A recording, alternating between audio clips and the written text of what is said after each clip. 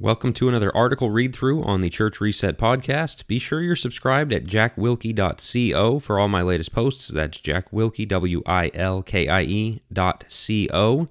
There you can become a free subscriber, or you can support my work if you'd like, and you can pick up my new book, You Are Saved, The Christian's Assurance, as a free download. Pride Month and Answering Something with Nothing, June 4th, 2026. Well, it's June again, and despite some of the rollbacks of the last couple of years, Pride Month is still very much a thing. It took them decades of plotting and working to make it happen, and so it's probably going to take some time for us to make it stop happening. But just saying we will not stand for the culture of LGBT+ism won't be enough to turn the false rainbow tide.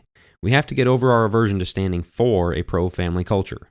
What aversion, you might ask? We're pro-heterosexual marriage and believe a man is a man and a woman is a woman. To that I would say we have settled for a bare minimum.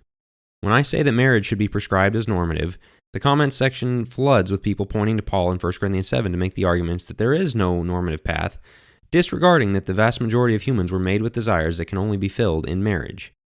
When I say that we should be encouraging young people toward preparing themselves for and pursuing marriage in early adulthood, Christians push back by saying either they can't be ready by then, or should spend their early 20s pursuing other experiences. When somebody has one kid too many, it's not uncommon for church members to be the quickest to make passive-aggressive comments. You know what causes that, right? You guys are done, right? When you describe a masculinity that is anything other than emasculated servant leadership, many immediately write it off as domineering and unchristlike. When you read Bible verses about women having a quiet and gentle spirit and submitting to their husbands, caveats start flying to gut the verses from any actual practical application. Until this changes, we won't have a complete response to Pride Month. You can't beat something with nothing. You can't win a culture war without a culture, and yes, you're in a culture war whether you want to be or not. Similarly, you can't say not that without prescribing a this. People are always moving in one direction or another. We have to have a direction we're recommending. Yes, it will require a broad brush, and yes, there will be exceptions. This is obviously not about shaming those who have yet to find a spouse, those who are divorced, or those who are unable to have children. In fact, they are the exceptions that prove the rule of the goodness of marriage and family. There has to be a normative picture to pursue, and ours should come from the Bible. We don't do this because it's a path to success. We do it because it's right, but not coincidentally, what is right is also a path to success.